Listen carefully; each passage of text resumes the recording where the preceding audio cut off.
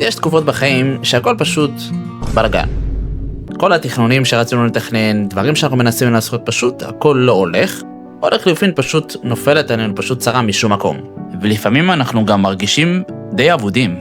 והיום אנחנו ניתן כלים כדי להתמודד עם הסיטואציות האלו. רק לפני כן, איך תקופות כאלו בעצם פוגשות אותנו בחיים? כלומר, האם זה מגיע משום מקום? האם זה משהו שנבנה בהדרגתיות? אז התשובה היא ג'. שתי התשובות נכונות. מה זה אומר? מצד אחד, לפעמים באמת זה יכול להיות משהו שהוא מאוד פתאומי, כלומר, החיים שלנו די זרמו והכל די על החלק, ופתאום קרה איזה משהו לא צפוי, ואנחנו נאלצים להתמודד איתו. אך יחד עם זאת, לפעמים זה משהו שהצטבר בתוך תוכנו במהלך הזמן, פשוט הגענו נקודת השבירה, נקודה שבה אנחנו בעצם לא מצליחים להחזיק יותר. אני שנייה רוצה להמחיש לכם את הנושא הזה של האנרגיה הנפשית, ואיך היא בעצם מתרוקנת מאיתנו. קחו לדוגמה את הקופסה הזאת. הקופסה הזאת היא מלאה בכסף לצורך העניין.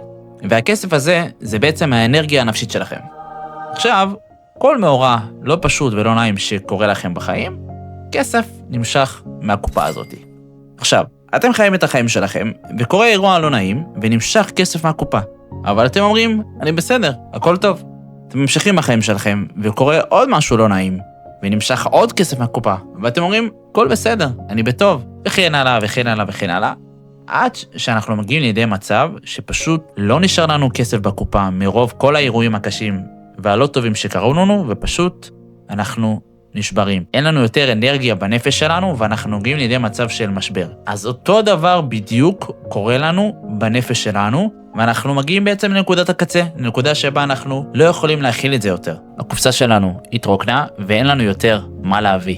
אז בואו נדבר על מה ניתן לעשות, ואיך אנחנו מרימים את עצמנו שוב.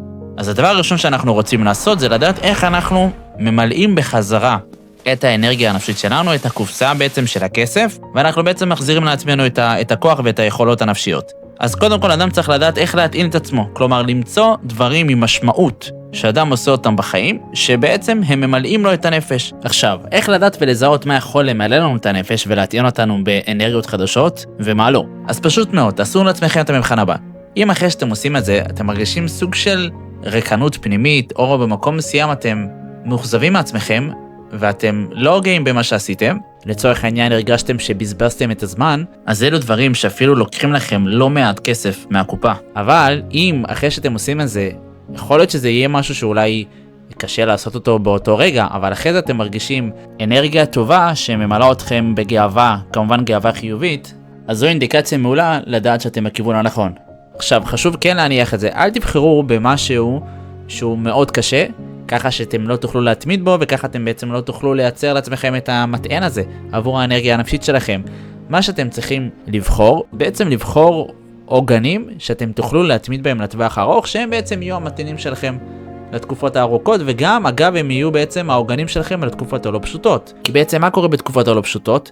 הכל מרגיש מבולגן, הכל מרגיש שפשוט שום דבר לא במקום, והחיים הם סערה אחת גדולה. וברגע שיש לנו את העוגנים האלה, שאנחנו עושים אותם באופן תמידי, באופן קבוע ביום יום, אז בכל הסערה הזאת, זה בעצם נותן לנו סוג של קרקוע לסיטואציה הלא פשוטה שאנחנו נמצאים בה, וזה בעצם עוזר לנו להתפקס.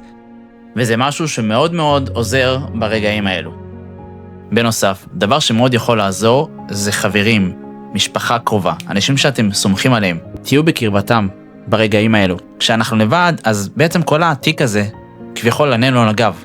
אבל כשאנחנו נמצאים עם האנשים האהובים עלינו, התיק הזה כבר לא רק על הגב שלנו, אלא זה משהו שמתחלק, והאנשים האלו עושים את זה בשמחה. וזה משהו שמאוד יכול לעזור לתקופות האלו. כי תזכרו, בסוף, כבני אדם, אנחנו יצורים חברתיים, ויצורים חברתיים גם ביולוגית וגם פסיכולוגית. אלו דברים שמאוד מאוד עוזרים לנו. בין אם ביולוגית זה שאנחנו מרגישים שאנחנו לא לבד, וככה בעצם המערכת במוח שלנו משדרת לנו שאנחנו בסדר גמור, והלחץ שלנו יורד, ובין אם זה מבחינה פסיכולוגית, שפתאום האנשים שאוהבים אותנו מביאים תקווה לחדר, מזכירים לנו את הכוחות שיש בנו, בעצם אנרגיה חדשה בעצם נכנסת לחדר.